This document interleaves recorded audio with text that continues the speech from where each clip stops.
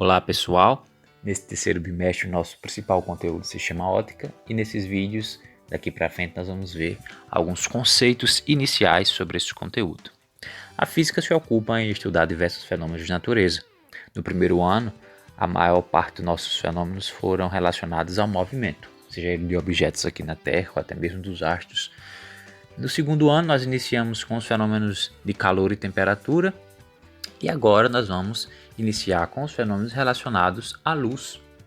A luz é um dos principais fenômenos da natureza, tão importante aqui no nosso planeta por diversas maneiras, seja ela a luz natural, como a luz do sol, ou a luz artificial, que ilumina nossas residências, e também a luz que está relacionada a diversos fenômenos, como a reflexão aí em superfícies espelhadas. O que é então essa ótica? A ótica é o ramo da física que estuda os fenômenos relacionados à luz. Então, os diversos fenômenos em que a luz é protagonista, nós vamos estudar dentro da ótica, né? Não é à toa que a palavra ótica, usada nas lojas, tem a ver com essa ótica aí, porque em outros tempos a palavra ótica significava especificamente o estudo da visão humana, né?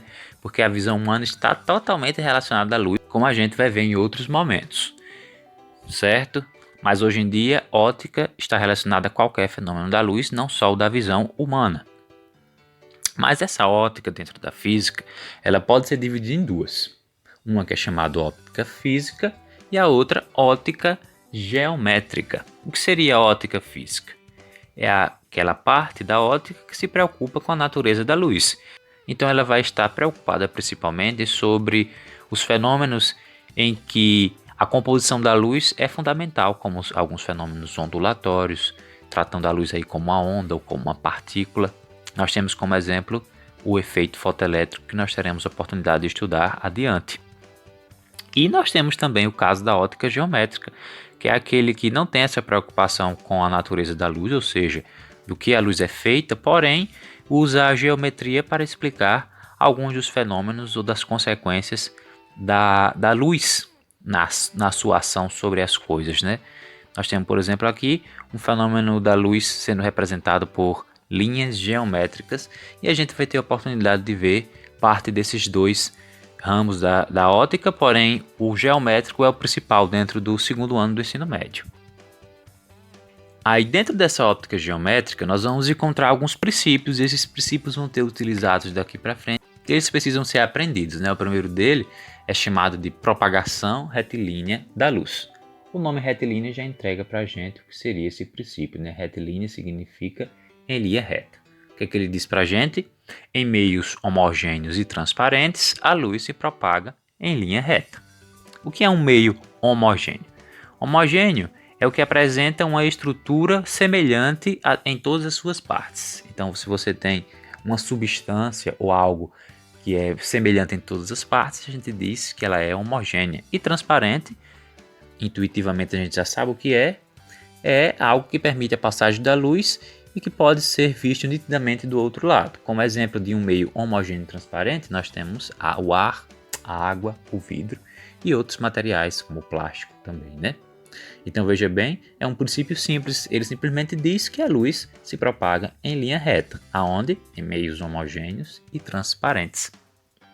Nós temos aqui algumas imagens que demonstram esse princípio de propagação de linha reta. Por exemplo, aqui, nessa da floresta, nós temos vários raios de luz que podem ser vistos e claramente eles estão aqui como se fossem linhas retas devido aí à sua passagem através das folhas e dos galhos dessas árvores. Nessas outras duas imagens aqui nós vemos a formação de sombras dos objetos. A gente vai notar que as sombras dos objetos têm exatamente o formato do objeto que a originou, apenas diferenciando na inclinação ou coisa do tipo, porque isso depende da fonte de luz. Mas a gente observa que, se a luz não se propagasse em linha reta, as sombras teriam um formato totalmente diferente do objeto original. E, dentro desse princípio de propagação, a gente precisa representar os tais raios de luz e feixes de luz. Vamos começar aqui com os raios de luz. Raios de luz vai ser uma espécie de linha de luz. Onde é que nós encontramos raios de luz? Em diversos locais. Por exemplo, os lasers, eles se propagam aí em linha reta, como a gente pode observar, e cada linha dessa a gente chama de raio de luz. Então, quando a gente representar um raio de luz, é necessário também representá-la em linha reta pelo princípio de propagação retilínea. Então a gente representa dessa maneira aqui, ó, uma linha e uma orientação, só para dizer de onde a luz está saindo, para onde ela está chegando, certo? Pode ser também assim dessa maneira, pode ser assim tracejada também, ou dessa outra maneira, contanto que você sempre coloque a orientação dessa linha. E o que é um feixe de luz? Um feixe de luz é um conjunto de raios de luz, são vários raios unidos. E um feixe de luz pode ser de 3 tipos: divergente, convergente ou paralelo. Divergente é aquele que se espalha. Quando a luz se espalha, você tem um feixe divergente. Vamos colocar aqui um exemplo de luz divergente. A luz, por exemplo, de uma lanterna. A luz da lanterna, ela se espalha. Se ela se espalha, ela é chamada de divergente. E a gente representa como? Os raios de luz se espalhando, mas sempre observando aqui, ó, que eles têm uma direção específica. Quando ele é convergente, é o contrário de divergente. Ele se reúne num ponto. Qual seria um exemplo? Por exemplo, uma lupa. Se você pega uma lupa, você é capaz de queimar, por exemplo, papel, porque você pode concentrar os raios de luz em um ponto comum. E a gente representa isso como? Dessa maneira aqui, ó, fazendo com que os raios de luz encontrem-se aqui no ponto comum. Observando bem aqui, em direção e os sentidos que eles estão indo. E por fim, nós temos aqui um feixe paralelo, que são aqueles em que os raios são paralelos.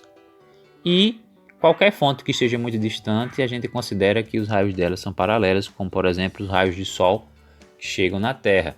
O Sol está tão distante da Terra que os raios de luz, quando chegam no nosso planeta, nós consideramos eles paralelos, certo? Esses aqui, por exemplo, também, se a gente considerar esse conjunto, são raios paralelos.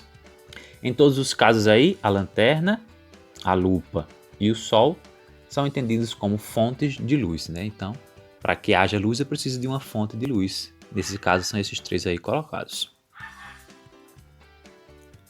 O segundo princípio é chamado de independência dos raios de luz, e ele é fácil de ser percebido também. O que é que ele diz? Quando 2 ou mais raios de luz se cruzam, não há interferência na trajetória dos mesmos. Vamos exemplificar aqui com algumas imagens que mostram claramente esse princípio. Vejamos aqui, ó, temos diversos holofotes num show, e aqui também, nesses shows de música eletrônica, onde tem diversos lasers, nós temos diversos aí raios de luzes e aqui feixes de luz também. O que a gente observa claramente é que os raios de luz cruzam uns os outros e eles não causam interferência, eles não desviam o caminho do outro. A gente pode representar da seguinte maneira, ó. Nós temos aqui um raio de luz, se eu passar outro raio de luz por esse, o que é que vai acontecer? Simplesmente ele vai passar direto como se o outro não existisse. Então é isso que diz aí o princípio de independência dos raios de luz. Cada raio segue sua trajetória como se o outro não existisse. Por fim, nós temos esse outro princípio que se chama reversibilidade dos raios de luz. O que é que ele diz? A trajetória, ou seja, o caminho realizada por um raio de luz em um sentido, continua sendo a mesma quando o sentido do percurso é invertido.